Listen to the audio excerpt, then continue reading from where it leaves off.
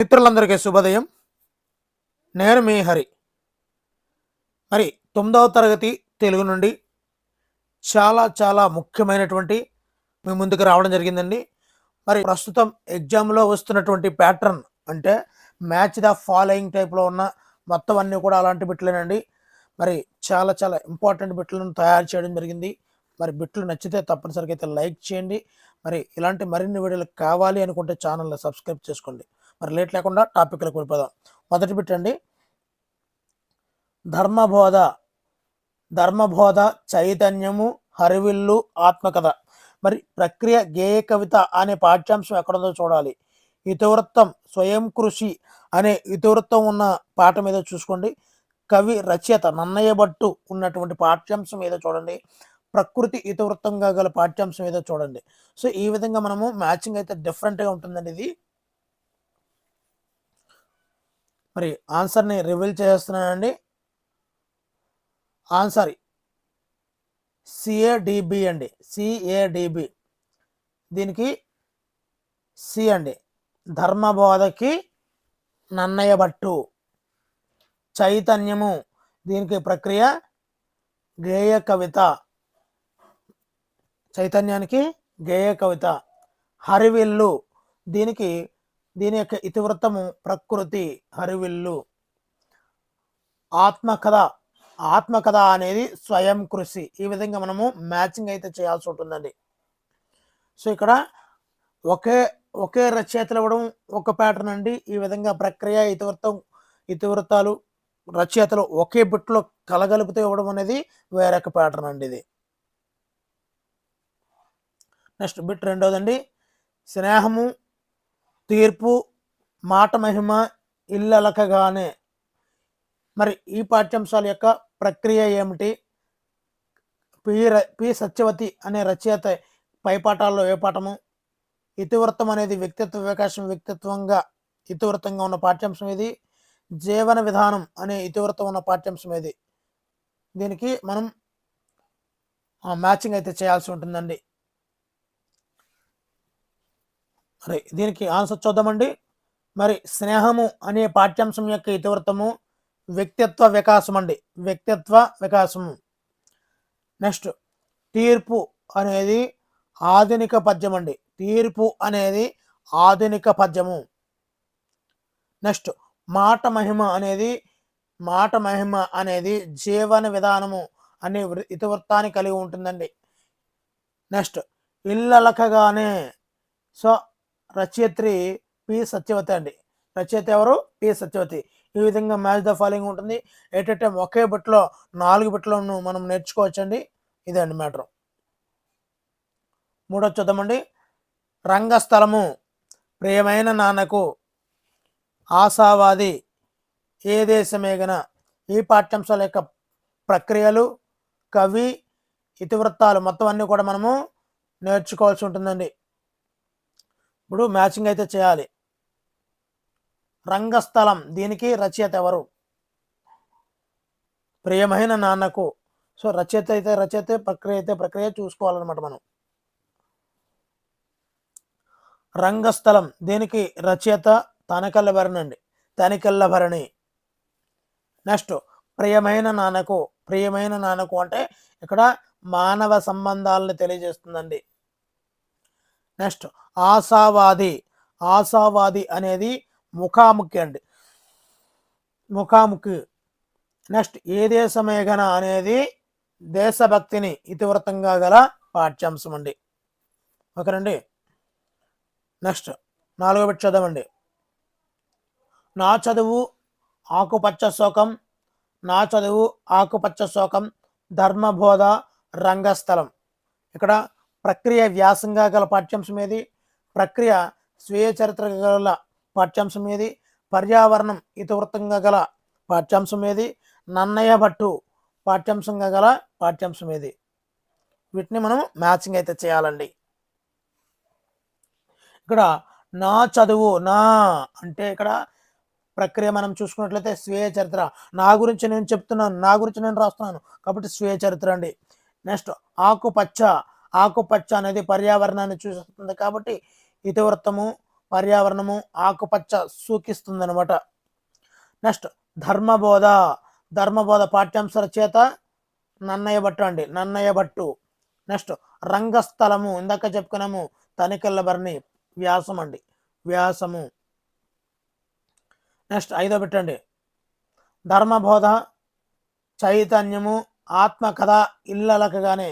వాటి యొక్క పాఠ్యాంశ రచయితలను మనం చెక్ చేసుకొని మ్యాచ్ ద ఫాలోయింగ్ అయితే చేయాల్సి ఉంటుందండి. ఓన్లీ పాఠ్యాంశ రచయితలండి. ఆల్రెడీ చెప్పుకున్నాము ధర్మబోధ నన్నయ్య భట్టు, ధర్మబోధ నన్నయ్య భట్టు. చైతన్యము, చైతన్యము తాపి ధర్మారావు గారి చైతన్యం అండి. తాపితో చైతన్యం తీసుకొస్తున్నాడు. దేవాలయాల మీద బూతు బొమ్మలు ఎందుకు, మంచి చైతన్యం వచ్చే బొమ్మలు వేయచ్చు కదా అంటూ చైతన్యం పాఠ్యాంశాన్ని తాపి ధర్మారావు రచించడం అయితే జరిగిందండి. నెక్స్ట్ ఆత్మకథ. ఆత్మకథ ఎవరి ఆత్మకథ? ఎండ్లూరి సుధాకర్ ఆత్మకథ, ఎండ్లూరి సుధాకర్.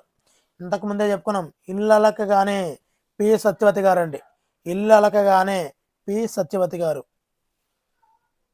నెక్స్ట్ 6వ పెట్టండి ధర్మబోధ, ధర్మబోధ, చైతన్యము, ఆత్మకథ, హరివిల్లు.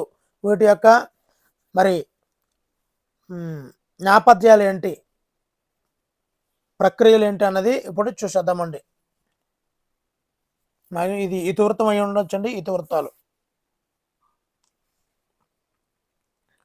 మ్యాచింగ్ చేయడానికి ట్రై చేయాలండి.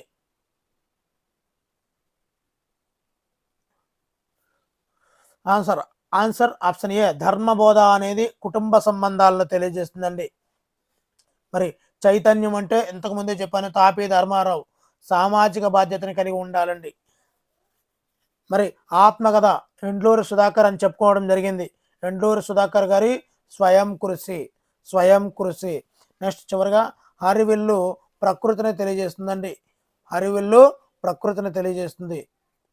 మరి సార్ ధర్మబోధ 2 సార్లు వచ్చింది కదండి అంటే ఆ బిట్టు వేరండి, ఈ బిట్టు వేరండి. బిట్లు అన్నీ మారిపోతుంటాయి, కొత్తవి యాడ్ అయిపోతుంటాయి, అడిగే విషయం మారిపోతుంటుంది, అన్నీ డిఫరెంట్గా ఉంటుందండి.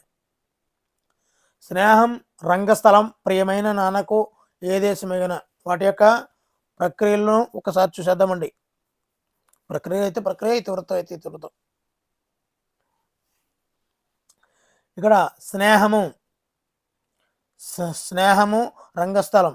ఇప్పుడు స్నేహాన్ని చూసుకున్నట్లయితే స్నేహం అనేది ప్రాచీన పద్యాన్ని చూపిస్తుందండి, స్నేహం అనేది ప్రాచీన పద్యం.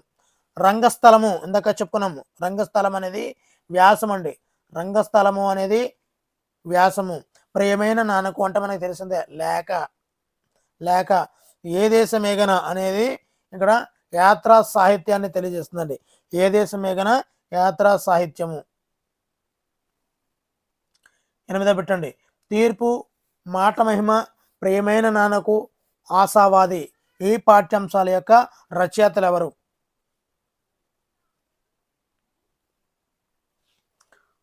చాలా చాలా జాగ్రత్తగా తయారు చేయడం జరిగిందండి, మిత్రులకు చాలా బాగా ఉపయోగపడుతుంది. తీర్పు పాఠ్యాంశ రచయిత జంధ్యాల పాపయ్య శాస్త్రి అండి, జంధ్యాల పాపయ్య శాస్త్రి. మాట మహిమ,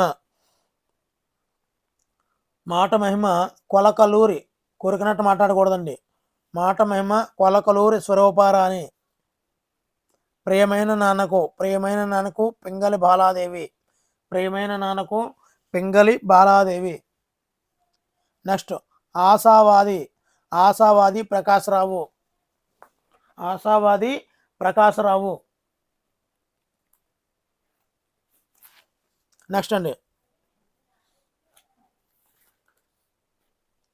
నన్నయ్య భట్టు, తాపి ధర్మారావు, ఎండ్లూరి సుధాకర్, బమ్మెర పోతన.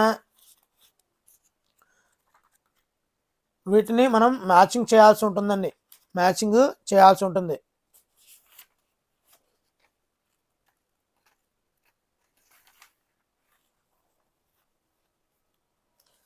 ఓకే చూసేద్దామండి. నన్నయ్య భట్టు ఆది కవి అంటామండి, నన్నయ్య భట్టు ఆది కవి. తాపి ధర్మారావు ఆంధ్ర విశారద, ఆంధ్ర విశారద. నెక్స్ట్ ఎండ్లూరి సుధాకర్ నవయుగ వచన కవిత చక్రవర్తి అని కూడా అంటామండి. నవయుగ వచన కవిత చక్రవర్తి.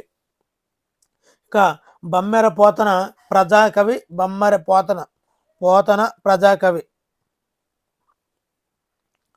నెక్స్ట్ కొత్తపాలి, శ్రీమద్ భాగవతం, రామాయణ కల్పవృక్షం, పండితారాధ్య చరిత్ర. ఈ వీటిని రచించింది ఎవరో మనము చూసుకోవాలండి.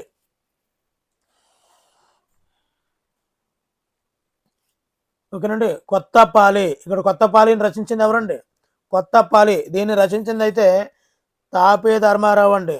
కొత్తపాలి, పాతపాలి, దేవాలయాల మీద బూతు బొమ్మలు ఎందుకు, ఇలాగా చైతన్యం పాఠ్యాంశంలో తాపీ ధర్మారావు గారు ఇవన్నీ చెప్పడం జరిగిందండి. ఓకేనండి. నెక్స్ట్ శ్రీమద్ భాగవతం. ఇది తెలిసిందే, బొమ్మెర పోతన గారు అండి. మరి రామాయణ కల్పవృక్షాన్ని రచించింది విశ్వనాథ సత్యనారాయణ అండి. విశ్వనాథ సత్యనారాయణ. నెక్స్ట్ పండితారాధ్య చరిత్ర పాల్కురికి సోమనాథుడు అండి. పండితారాధ్య చరిత్ర పాల్కురికి సోమనాథుడు. నెక్స్ట్ స్నేహం, ఇల్లలకగానే, ప్రేమైన నాన్నకు, రంగస్థలం. మరి వీటిని మనము మ్యాచింగ్ అయితే చేయాలండి.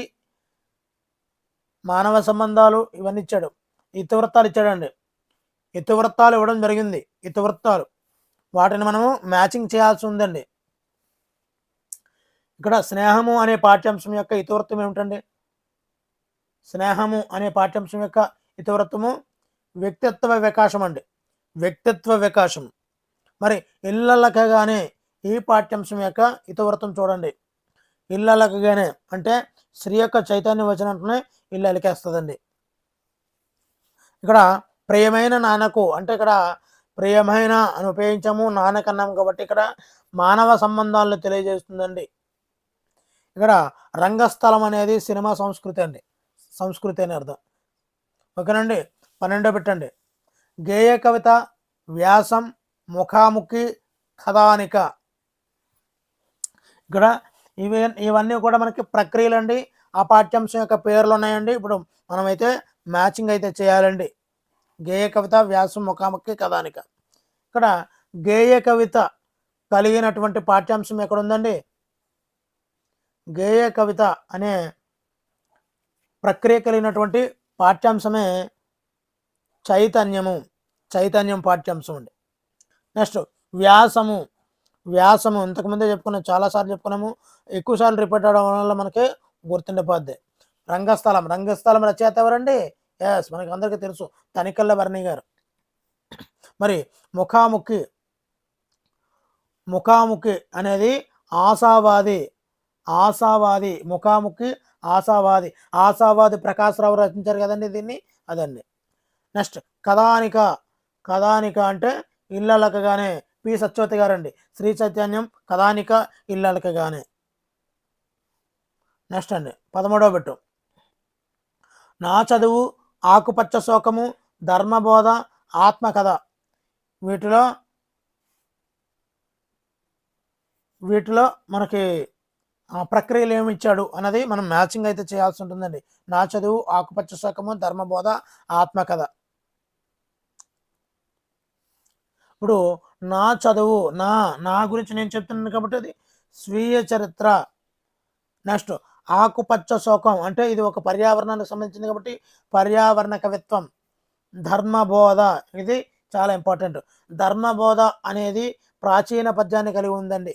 ధర్మబోధ అనేది ప్రాచీన పద్యం. నెక్స్ట్ ఆత్మకథ అనేది వచన కవిత అండి. ఈ విధంగా మనము మ్యాచింగ్ అయితే చేసుకోవాల్సి ఉంటుందండి.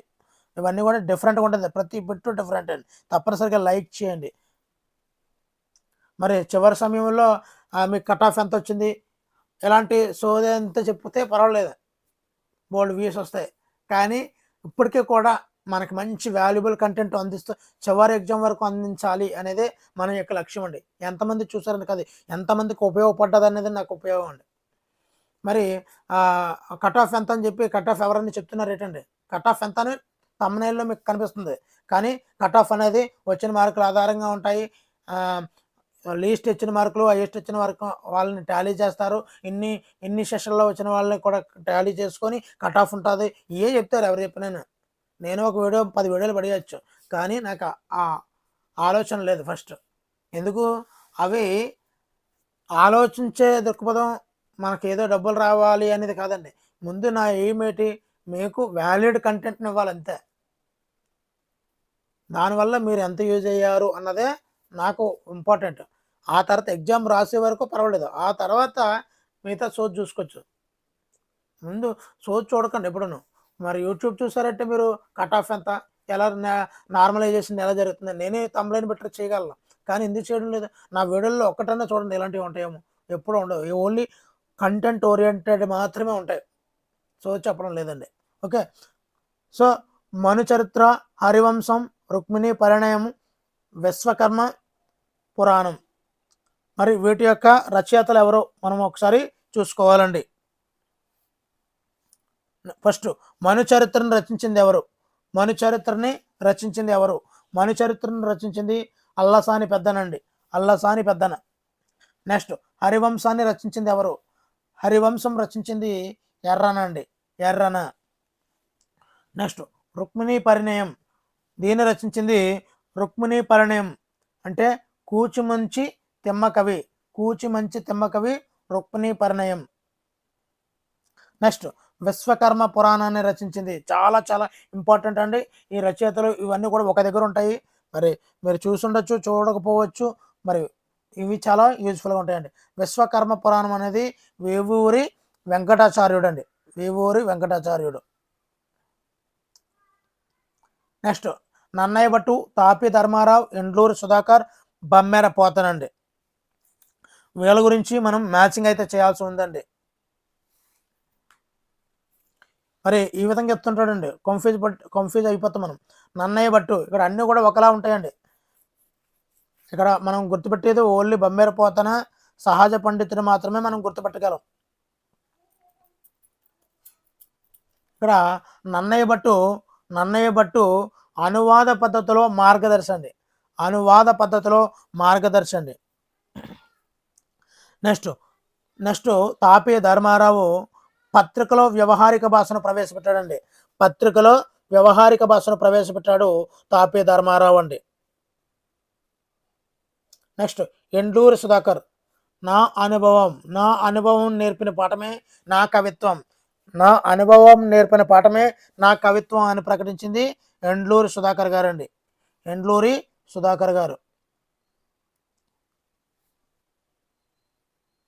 నెక్స్ట్ 16వదండి, ఎన్నెలంత మేసి ఏరు నెమరేసింది, తొలికోడు కనువిచ్చి నిలిచి మమించి. మరి ఈ పద్యాలు ఇవి ఉన్నాయి కదండి, వీటిని రచించింది ఎవరు అని అడుగుతుంటాడండి. ఎన్నెలంత మేసి ఏరు నెమరేసింది, దీన్ని నండూరు వారండి, నండూరు వారు.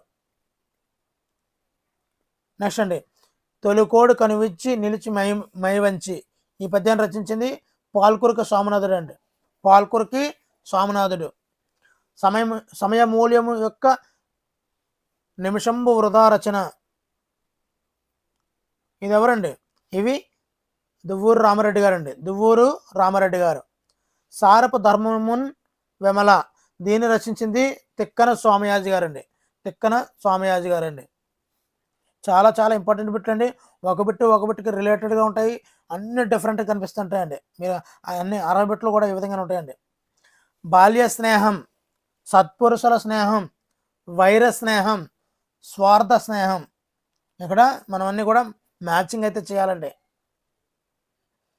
ఫస్ట్ బాల్య స్నేహం చూద్దామండి. బాల్య స్నేహం అనేది శ్రీకృష్ణ కుచేలుల యొక్క స్నేహం బాల్య స్నేహం అండి. మరి సత్పురుషుల స్నేహం అనేది శ్రీరాముడు సుగ్రీవుల యొక్క స్నేహమే సత్పురుషుల స్నేహం అండి. వైర స్నేహం ఇక్కడ ద్రౌపదుడు ద్రోణుల స్నేహం వైర స్నేహం అండి. అదే స్వార్థ స్నేహం అనేది కర్ణుడు దుర్యోధనుల స్నేహమే స్వార్థ స్నేహం అండి. నెక్స్ట్ చర్ల గణపతి శాస్త్రి, చలం, దువ్వూరు రామరెడ్డి, ప్రసాదమూర్తి వాళ్ళ యొక్క ఏ రచయితలు రాశారు ఏంటి అన్నది ఇప్పుడు మనం చూసేద్దామండి. ఇక్కడ చర్ల గణపతి శాస్త్రి దేన్ని రచించారు లేదంటే దేన్ని స్థాపించారు గుర్తుండాలండి అన్నీ కూడా. ఈ బిట్లు చూస్తుంటేనే కొద్దిగా మీకు డిఫరెంట్ కనిపిస్తుంటుంది. చాలా చర్ల గణపతి శాస్త్రి హర్ష విజ్ఞాన పరిషత్తును స్థాపించారండి ఆయన. హర్ష విజ్ఞాన పరిషత్తును స్థాపించింది చర్ల గణపతి శాస్త్రి. చలం చలం మహాప్రస్థానానికి ముందు మాట రాసింది ఎవరు అంటాడండి. చలం అండి, చలం. దువ్వూరి రామరెడ్డి కృషివలుడు గ్రంథ రచయిత అండి. కృషివలుడు గ్రంథ రచయిత అండి. మరి చివరిగా డాక్టర్ ప్రసాదమూర్తి పూలండే పూలు కవిత రచయిత అండి. పూలండే పూలు కవిత రచయిత ప్రసాదమూర్తి అండి. నెక్స్ట్ 19 అండి. దేశభక్తి, సంస్కృతి, సాహితీ జీవనం, పరోపకారం, ఆశావాది. సో వీటి యొక్క పాఠ్యాంశాలు వాటి యొక్క ఇతివృత్తాలను మనం మ్యాచింగ్ అయితే చేయాల్సి ఉంటుందండి. దేశభక్తి అనే ఇతివృత్తం మనకు చూసుకున్నట్లయితే దానిలోనే దేశం అని ఉంటుంది కాబట్టి ఇబ్బంది లేదు, ఏ దేశమే కానీ. సంస్కృతి ఇంతకుముందే చెప్పాను. సంస్కృతి అనేది రంగస్థలం అండి. రంగస్థలం అనేది వ్యాస అనే ప్రక్రియను కలిగి ఉంది. రచయిత తనికెళ్ళ భరణి గారు అండి. సాహితీ జీవనం అనేది ఆశావాది అండి. మరి ఆశావాది ప్రకాశ్రావు ముఖాముఖి అనే ప్రక్రియను కలిగి ఉందండి. నెక్స్ట్ పరోపకారం అనేది తీర్పు అనే పాఠ్యాంశాన్ని చెప్తుందండి.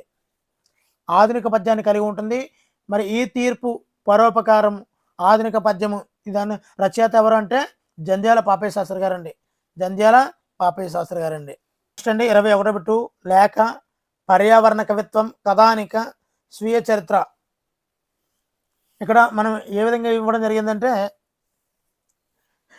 ఇక్కడ ప్రక్రియకి ఇతివృత్తానికి ట్యాగ్ చేయాలండి. పాఠం ఒకటే, పాఠాన్ని పక్కన పెట్టాం. ఇప్పుడు లేఖని, ఇప్పుడు ఫర్ ఎగ్జాంపుల్ పాఠంలో ఉన్నటువంటి ప్రక్రియని ఇతివృత్తాన్ని ట్యాగ్ చేయాలి. ఇప్పుడు లేఖ అనే పాఠ్యాంశం దేనికి ఉంది? ప్రియమైన నాన్నకు. దానికి రిలేటెడ్గా ఉన్నటువంటి ఇతివృత్తం ఏంటంటే మానవ సంబంధాలండి. మర్చిపోతుందండి బిట్లు చూస్తేనే. నెక్స్ట్ పర్యావరణ కవిత్వం అంటేనే ఆకుపచ్చ శోకం అని చెప్పాను. ఆకుపచ్చ శోకానికి ఇప్పుడు ఇతివృత్తాన్ని తెలుసుకొని దాన్ని అటాచ్ చేయాలండి. సో ఇక్కడ పర్యావరణం ఉంది కాబట్టి ఈజీయేనండి. నెక్స్ట్ మనం చూద్దామండి. కథానిక దేనికండి? కథానిక అనేది ఇళ్ళకి కానీ పి సత్యవతి గారి ఇళ్ళకి కానీ అనబడికి కథానిక అనబడికి శ్రీ చైతన్యం గుర్తు రావాలండి. శ్రీ చైతన్యం. నెక్స్ట్ స్వీయ చరిత్ర అనేది నా చదువు అని తెలియజేస్తుందండి. అది ఒక స్ఫూర్తిని తెలియజేస్తుందండి. శ్రీపాద సుబ్రహ్మణ్య శాస్త్రి గారి పాఠ్యాంశం అండి ఇది, నా చదువు. స్వీయ చరిత్ర స్ఫూర్తి అండి. నెక్స్ట్ అండి గాలి, సఫలం, ఇబ్బందులు, మనస్సు. దీనికి అర్థాలు మేబీ ఇది అర్థాలు అయి ఉండొచ్చు. గాలి అంటే మారుతం. సఫలం అంటే సార్థకం, సఫలమైంది, సార్థక అర్థాలండి. ఇబ్బందులు అంటే పాట్లు. మనస్సు అంటే మానసము. సో ఈ విధంగా మనము నేర్చుకోవాల్సి ఉంటుందండి. నెక్స్ట్ వసుధ, సతి, కీర్తి, సుతుడు. వసుధ అంటే ఇక్కడ భూమి అని అర్థం అండి. వసుధ అంటే భూమి. సతీ సహగమనం అంటే భార్య. నెక్స్ట్ కీర్తి అంటే యశస్సు లేదా యశము. సుతుడు అంటే పుత్రుడు లేదా తనయుడు. సుతుడు అంటే తనయుడు అని అర్థం అండి. నెక్స్ట్ ఇవి నానార్థాలండి. నానార్థాలండి. దిశ ఉపాయం, వాన సంవత్సరం, నది సైన్యం, పేరు బట్టు. ఈ నానార్థాలు ఏ పదానికి ఉంటాయో మనము ఒకసారి చూసేద్దామండి. ఇక్కడ వర్షం అంటే వాన లేదా సంవత్సరం అని మనకు తెలుసు బాగా. దిక్కు, దిశ, ఉపాయం. నామం, పేరు, బట్టు. వాహిని, నది, సైన్యం. ఇందులో మనకి ఏది రాదో చూసుకొని దాన్ని మనము గుర్తుపెట్టుకోండి. సో ఇది తెలిసిందే కదా అని స్పీడ్ అవ్వద్దు దయచేసి. నెక్స్ట్ పాఠం, కవి లేదా రచయిత చూద్దామండి. ధర్మబోధ, చైతన్యం, తీర్పు, మాట మహిమ. వీటికి రచయితలు ఎవరో ఒకసారి మ్యాచింగ్ అయితే మనం చేద్దామండి. ధర్మబోధ ఆల్రెడీ చెప్పాను, నన్నయ్య భట్టు. చైతన్యము చెప్పాను, తాపి పట్టుకొని వచ్చాడని, తాపి ధర్మారావు. తీర్పు, తీర్పు ఎవరి తీర్పు? జంధ్యం తీర్పు, జంధ్యం తీర్పు, జంధ్యం తీర్పు. మాట మహిమ, మాట ఎప్పుడు కూడా ఎలా ఉండాలి? స్వరూపరాని, కోరికినట్టు ఉండాలి, కోరికినట్టు ఉండాలి మాట. ఓకేనండి. నెక్స్ట్ పాఠము ప్రక్రియను మ్యాచింగ్ చేయాలండి. పాఠము ప్రక్రియను మ్యాచింగ్ చేయాలి. ధర్మబోధ, ధర్మబోధ అనేది ఇక్కడ మ్యాచింగ్లో దేనికి వస్తుందండి? కథానికి వస్తుందా, ఆధునిక పద్యానికి వస్తుందా, ప్రాచీన పద్యమా, గేయ కవిత? ఎస్, ప్రాచీన పద్యము. ధర్మబోధ, ధర్మాన్ని బోధించాలంటే ప్రాచీనమైన పద్యాలే మంచివి. చైతన్యము అంటే గేయ కవిత ద్వారా చైతన్యాన్ని కలిగించాలి. గేయ కవిత ఎవరు? చైతన్యం, తాపే ధర్మారావు. తీర్పు, ఎవరి తీర్పు? తీర్పు మరి జంధ్యాల గారి తీర్పు ఎలా ఉండాలి? ఆధునిక పద్య రూపంలో జంధ్యాల గారి తీర్పు ఉంటుందండి. ఆధునిక పద్య రూపంలో. ఇల్లలకగానే పి సత్యవతి గారి కథానికండి. నెక్స్ట్ ధర్మబోధ, చైతన్యము, తీర్పు, ఇల్లలకగానే వీటి యొక్క ఇతివృత్తాలను మనం మ్యాచింగ్ అయితే చేయాలండి. ఇంతకుముందు చెప్పాను, ఇల్లలకగానే శ్రీ చైతన్యం. నెక్స్ట్ ఇక్కడ ధర్మబోధ చూడండి. ధర్మబోధ, ధర్మబోధ ఇది కుటుంబ సంబంధాలను తెలియజేస్తుందండి. ధర్మాన్ని బోధిస్తున్నాం దేనికోసం? కుటుంబ సంబంధాలు పెంచడం కోసం. నెక్స్ట్ చైతన్యము అనేది చైతన్యం కలిగించాల్సిన బాధ్యత, సామాజిక బాధ్యతను కలిగి ఉందండి. తీర్పు, తీర్పు అనేది పరోపకారాన్ని కలిగి ఉంటుందండి. తీర్పు అనేది పరోపకారాన్ని కలిగి ఉంటుంది. ఈ తీర్పుకు రచయిత జంధ్యాల పాపయ్య శాస్త్రి గారు అండి. తీర్పు ఎవరిది? తీర్పు జంధ్యాల పాపయ్య శాస్త్రి. మాట కొలకలూరు స్వరూపరాణి. నా చదువు శ్రీపాద సుబ్రహ్మణ్య శాస్త్రి. నెక్స్ట్ రచనలు, కవి అండి. రచనలు, కవి. కరుణశ్రీ, ఇది బాగా తెలుసు మనకి. కరుణశ్రీ జంధ్యాల పాపయ్య శాస్త్రి. కొత్తపాలి, పాతపాలి, తాపి ధర్మారావు గారండి. మహాభారత ఆంధ్రీకరణం, ఇది కూడా మనకి తెలుసు, నన్నయ్య భట్టు. మరి చంద్రగ్రహణం, చంద్రగ్రహణం కొలకలూరి స్వరూపరాణి. కొలకలూరి స్వరూపరాణి. మాట మహిమ పాఠ్యాంశ రచయిత కొలకలూరి స్వరూపరాణి. ఇక్కడ రచన చంద్రగ్రహణం, కొలకలూరి స్వరూపరాణి. నెక్స్ట్ కవులు, బిరుదులు అండి. కవులు, బిరుదులు. నన్నయ్య భట్టు, తాపి ధర్మారావు, జంధ్యాల పాపయ్య శాస్త్రి, కొలకలూరి స్వరూపరాణి. మనందరికీ తెలుసు ఆది కవి నన్నయ్య అని. జంధ్యాల పాపయ్య శాస్త్రి, కరుణశ్రీ అని ఇక్కడ మనకు తెలియసుకోవాలన్నమాట. ఇక్కడ కొలకలూరి స్వరూపరాణి కవయత్రి తిలక. నెక్స్ట్ తాపి ధర్మారావు ఆంధ్ర విశారద. ఈ విధంగా మనము మ్యాచింగ్ అయితే చేయాల్సి ఉంటుందండి. నెక్స్ట్ వీడియోలో చివరి బిట్ చూద్దామండి. మిగతా బిట్లు తర్వాత చూద్దాము.